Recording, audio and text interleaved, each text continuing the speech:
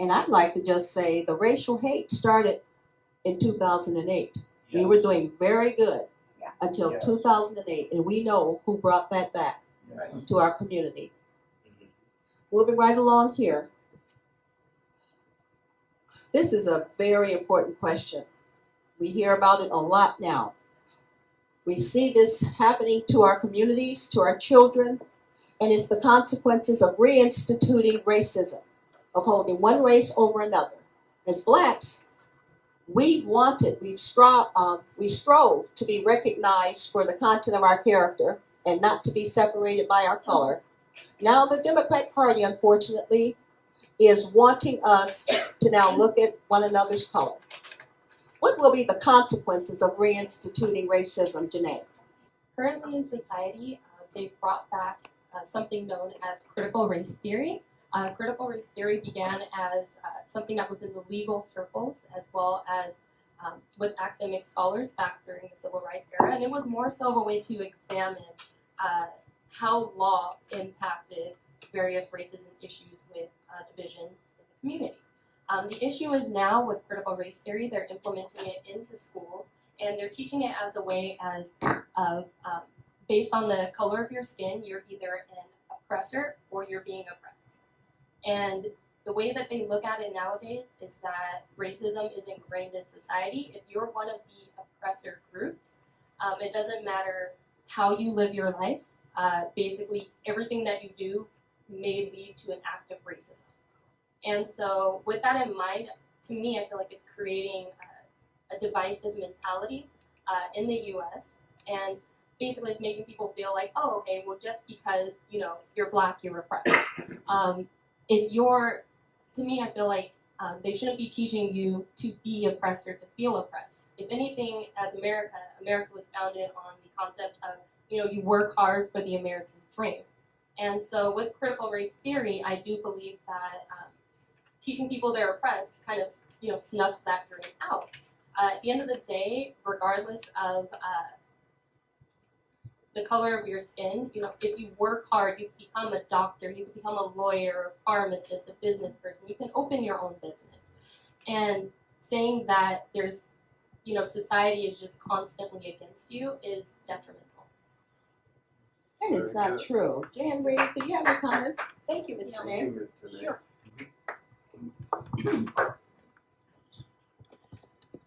CRT made me very mad. And when I get mad, I get emotional. And then I decided, no, I have to look at it from 30,000 feet. What is going on here? So I started to research, and I realized that in 1966, Mao Zedong came up with the Cultural Revolution. And as I read it, I realized he got rid of old ideas, culture, customs, traditions. He also believed in equity, which is what we call today woke. So as we saw the statues tumble and people throwing them over for no reason, I realized this is Mao's playbook. We're being played, folks. Right. And you know what? Not on my watch. Not going to happen. We have wonderful Chinese immigrants who come here, become citizens, and they are so fearful that this is happening once again. And mind you, it's only been 1 or 2 generations since they lived it. It got so fierce in the Cultural Revolution that the students cannibalized their teachers.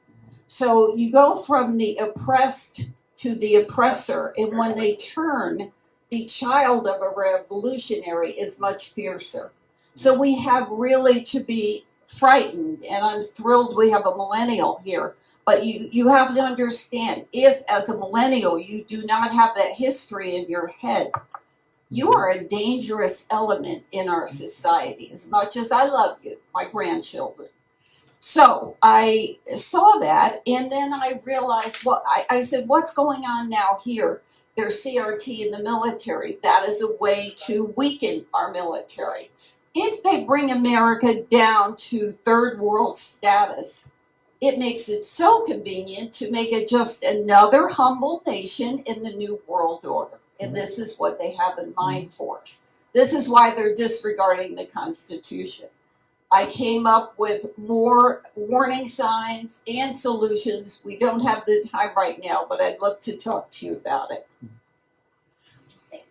Yeah, hi, my name is Keith, and I go by Alvarez. I'm not just an advocate, I'm also an activist for us. I joined the left-wing groups under that name. And one of the things that I've learned about the left wing is they're much more organized, much more proactive than our side. So I'm grateful that we're here today and that we can agree that we probably face the most preeminent threat to our culture in its 245-year history. Cultural Marxism was actually started in Germany under the Communist Party at a place called the Frankfurt Institute. And it was the Western world's version of the Communist Institute that existed in Moscow. When Adolf Hitler came to power in 1933, they, of course, were fearful and left Germany and landed in Columbia, my university, and were quite careful to make sure that they dropped out the term Marxist. What they are is they are a group of people that are ideologues. My experience has been that you can't really deal with an ideologue because it's a cult. My two grown daughters, who are 40 some odd years old and very well educated, are lost in that cult. So that's what motivates me to get up every morning and do what I do. Gavin Newsom is, part of that tradition. He's part of a group of 3 families that have a long history. It would be helpful, I think, for me, before I got involved in this, I spent 18 months to research these many different things, like intersectionality, the equality, equity modeling, which is really nothing more than reverse discrimination that the AMA and many other institutes. Hopefully it will be found unconstitutional, a violation of the Civil Rights Act of 1964, but I'm not very optimistic. I'm more cynical. I like to think of myself as a realist. While we argue about what we might do, what we could do, who our opponents are, I had videos of leftist people meeting with State Senator Connie Leyva, Pastor Samuel Casey, who's also executive director of Cope Churches Organized for Prophetic Engagement. Yes, the Black Church is also involved in this. And they define this not as a matter of Caucasian versus people of color. He specifically, like Malcolm X, states that it's a black and white thing. This is a man of God, right? Our Tony Thurmond, who's the California State Superintendent, they are going to be dropping standardized testing. There won't be any more SATs, there won't be any ACTs, and they're going to implement what's called equity indexing. So they're going to come up with some kind of a number based on your ethnicity, your gender, that sort of thing. So thanks for this forum. I'm comforted and inspired to see that there are people really who want to stand up now.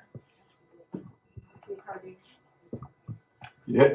Oh, yes. I'm going to give you a real quick rundown of why, as a constitutional conservative, I want to hyphenate conservative with constitutional conservative, because sometimes you hear the word conservative and they leave out certain aspects of the founders that I like to insert to bring clarity to the table and shed the light on the real problem with our society, our abandonment of the founding principles, meaning the ways of the Lord.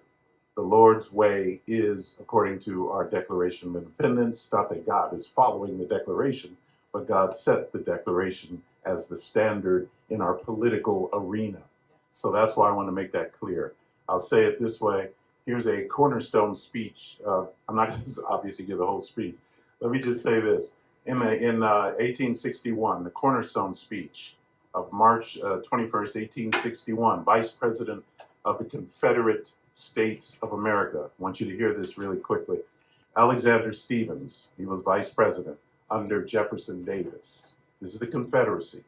The prevailing idea entertained by Jefferson and most of the leading statesmen at the time of the formation of the old Constitution were that the enslavement of the African was in violation of the laws of nature, that it was wrong in principle, socially, morally, and politically.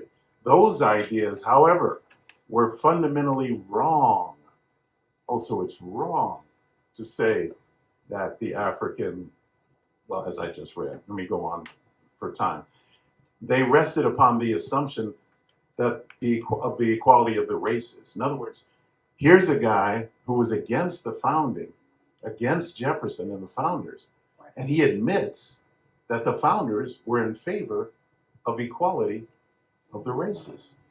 Okay, so that's a guy who's an opponent of it, and he's telling you what the founders believed. Why is it that today we are talking about what the founders believed incorrectly? Now, those ideas, however, were fundamentally wrong, he says. They rested upon the assumption of the equality of the races. This was an error. Our new government, this is the Confederacy, our new government, however, is founded upon exactly the opposite idea. So the opposite idea of the founders. Its foundations are laid, its cornerstones rest upon the great truth that the Negro is not equal to the white man, that slavery, subordination to the superior race, is his natural and normal condition. This is our new government. This is the first in the history of the world. I say that to say this, folks. What I just read, if you can read and interpret and understand, please understand that if we accept the critical race theory of what he just demonstrated, that's critical race theory. That's the racist system. That's the system they want to adopt. Black Lives Matter, Antifa, that's the system. Even the LGBT community, all of them embrace that system. What I'm saying is we need to embrace the founders' system. Yes. We have not embraced it yet. That's why we have the problems that we have. So, hey, were blacks included? Yes. And there's plenty of evidence of that Jefferson included blacks in the Declaration Principles. So that's why I'm speaking slowly on it. Hopefully I was clear. Thank you very much. My great-grandmother escaped the Chinese Mao Revolution that you had referenced, with her 2 kids in tow, and dropped her entire life because she saw how bad this was. Burning of books, vilifying of certain groups of people, and this is exactly what is going on in modern-day America right now, and it's frightening. It's absolutely frightening to me. But when I saw CRT, I was just as alarmed as you, and I did my research. So CRT was started in the 1970s. It was a legal thing, as Sonia had mentioned. And what happened was this, it started out actually catering to those groups that were most difficult to assimilate in American society. And those were the Asians and the Jews at the time. So there was special attention to those 2 groups. And what happened to those 2 groups? Despite being oppressed, supposedly, they never bought into that lie, and within 1 generation have become the top earners, the top lawyers, the top businessmen, and overcame that. And guess what they're doing now? They are saying that Asians and Jews cannot be part of the critical race theory because they are now the oppressors because they succeeded. That is disgusting to me. That is communism. That is scary. That is creating divisions through envy of different, people, when we actually have a great system, like Keith said, that fosters equality for equal opportunity, not equal outcomes. I am just awed by all the answers and everybody that's here. This is America. We are America. And Keith, thank you for that illumination, because it absolutely destroys the 3/5 of a man argument and everything else that goes along with that. But being Ken White, host of the Southside Unicorn Show, I'm just going to illuminate on some of the things that I say, and I kind of break it down and put it in a homeboy style situation. Everything we've just heard from all these esteemed minds, educated minds, people who have studied the issue for over, what was that, 18 months? Yeah, I mean, this is incredible what we got here. But I'm going to go ahead and condense it down, because I hope this video gets to some of y'all in the regular world. Check this out. You guys are going to resonate with this real quick. There was a man named Khrushchev. He said, I'm not worried about you, America. I hate you with my heart. I hate everything about you. But I'm going to let your kids bury you. I'm going to let your kids bury you. So now we got Antifa. So now we got BLM. We got beautiful young women on the top of police cars shaking their booties. We got a video out there saying, backs that thing up. We can talk about that a little bit more. But the bottom line is, when it comes to critical race theory, one, it is a theory, right? Right. You don't get to practice on our lives with your theory. We know better. We know that all men were created equal. So enough of you and that. And in a relationship, like a marriage, if your partner does wrong, like America did to the African American, the Asians, the Jews, if your partner does you wrong, but you decide to stay, if you decide to stay in that relationship, y'all know what I'm getting ready to say. You can't bring up the past no more.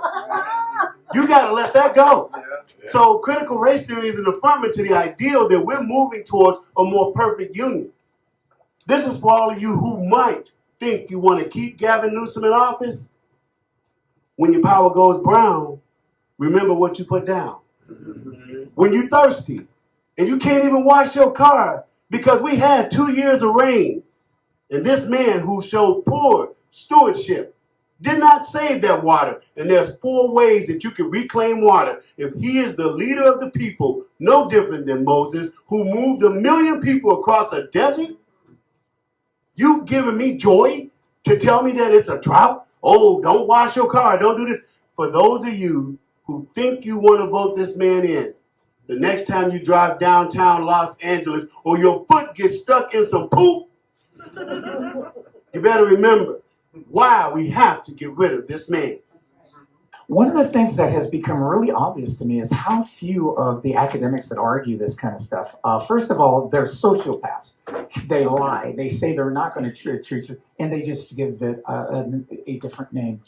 Unfortunately, life is filled with dark moments in every culture, in every ethnicity.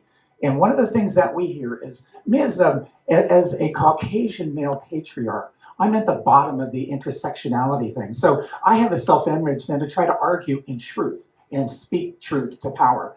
What they don't bring into the conversation is that slavery is not just a Caucasian versus African American thing. In the South, during the 1860s, check me out, please, 4,000 free blacks owned 20,000 black slaves. And many of these black slave owners were breeders, a particularly egregious form of slavery. When the first Democratic president, Andrew Jackson, Old Hickory. Excuse me.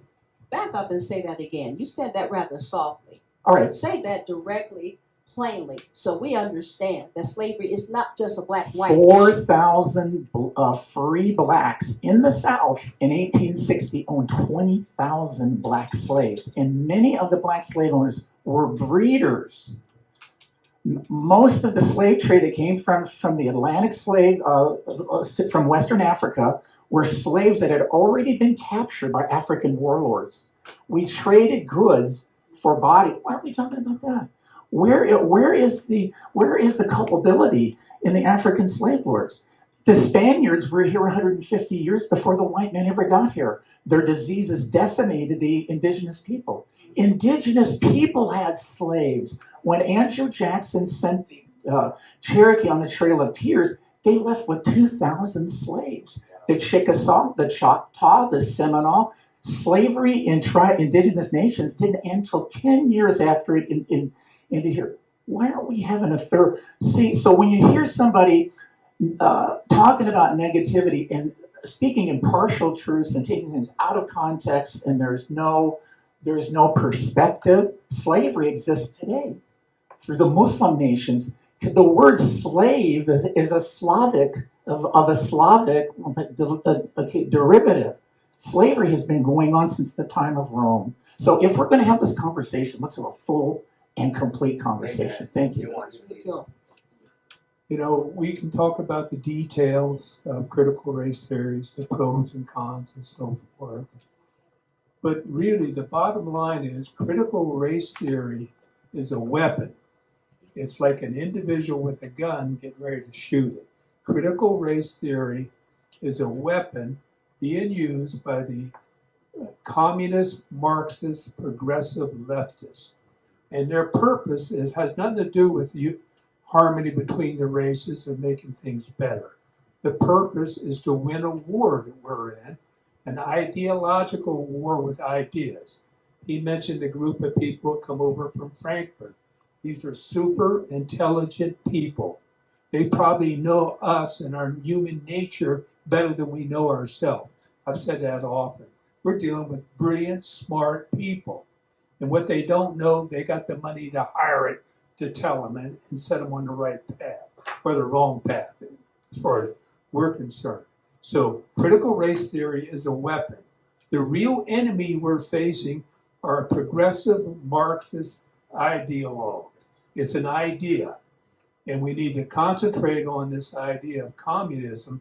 And they dropped the word communism in Europe and France because they murdered so many human beings in Russia and these communist countries. They were embarrassed. The elitists in universities were embarrassed. So they went over to calling themselves progressive leftists and progressives, and even took the word, a good word, liberal, and called themselves liberals. So our enemy is the progressive Marxist leftists. They now have control of the teachers' unions in California and the United States. They get hundreds of millions of dollars flowing in from school teachers every month, where we're working as volunteers and so forth, trying to make a difference. We need to call them out. We need to identify, and hopefully that's what we're doing. Our enemy is the communist Marxist ideology, an idea. It's not a war with flesh and blood. It's a war of ideas that are in the minds of conscious people. So I wanted to add that. CRT is a weapon. We can try to educate and fight back, especially they're indoctrinated our children to turn them into, like Jan said, they'll be really animals. They'll be worse than the people we're dealing with now. So thank you, Anita. So I was an activist Democrat. I'm not talking about the kind of Democrats that we see here. I'm talking about I was paid staff. My first campaign was John Kennedy's. I worked every single election since. I was arrested with Cesar Chavez. I'm the only person you will ever know that got kicked out of a meeting by Howard Jarvis himself. Wow. I've worked for people who ran for governor, who ran for city council. I was staff to 3 members of the board of supervisors. And I've seen it firsthand, the ugliness of the progressive left. The communists were always in the periphery. I was at a rally one time, and the communists were up there speaking, and I grabbed the mic from the communists, and I said, I don't know about the rest of you, but I am a registered Democrat. And they said, and the guy came to me afterwards, and he goes, when the revolution comes, Janice, we're going to kill you first. Wow. I also was at a New Year's Eve party with Tom Hayden and Jane Fonda, and everyone was talking about, they were loving Mao. I said, Mao was a bad person. And they went, no, he was not. I said, he's responsible for the death of millions. And they said, no, he was not. And I said, you need to read your history. So I'm telling you, they were there all along, and now they are in control. My husband and I are the outreach team for school choice. We go all over the place, and they are putting brush fires everywhere around the state with everything, whether it's critical race theory, whether it's comprehensive sexual education, whether it's letting prisoners out of jail early. I mean, all over the place. And we need to be proactive and be coming up with our ideas. And I say, Larry Elder is the way to go. And I'm hoping my husband will talk about our work with school choice and how that's the way to go too.